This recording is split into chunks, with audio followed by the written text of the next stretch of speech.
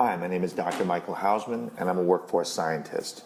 I'm personally very interested in data visualization, and I've recently become more and more interested in animated visualizations because they allow one to depict how data can evolve and change over time.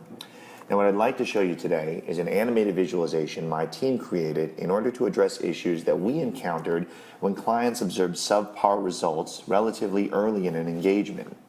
We tried explaining how it was important to wait until there's an adequate sample size, but our clients often didn't understand why a bigger sample size might affect results.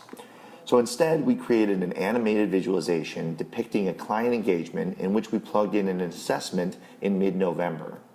Now, what you see here are survival curves, in which the x-axis represents days of tenure, and the y-axis represents the probability that an employee reaches that point in tenure.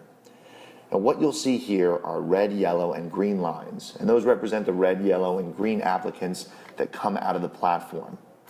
There are confidence intervals here that represents the space within which we are 95% confident that the true population mean lies.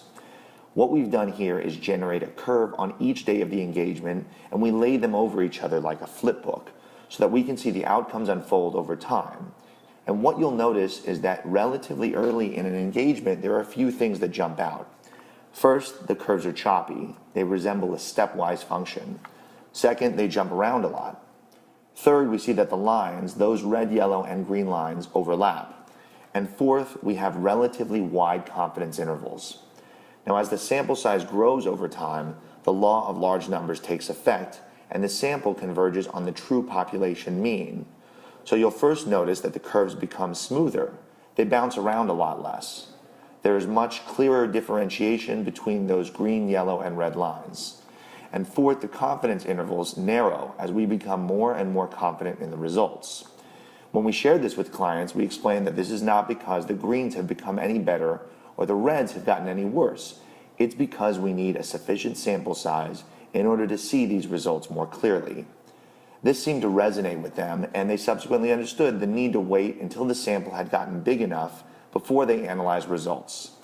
This is just one example of how an animated visualization can provide another lens through which to examine the data and generate insight that wouldn't have been available through a more static view.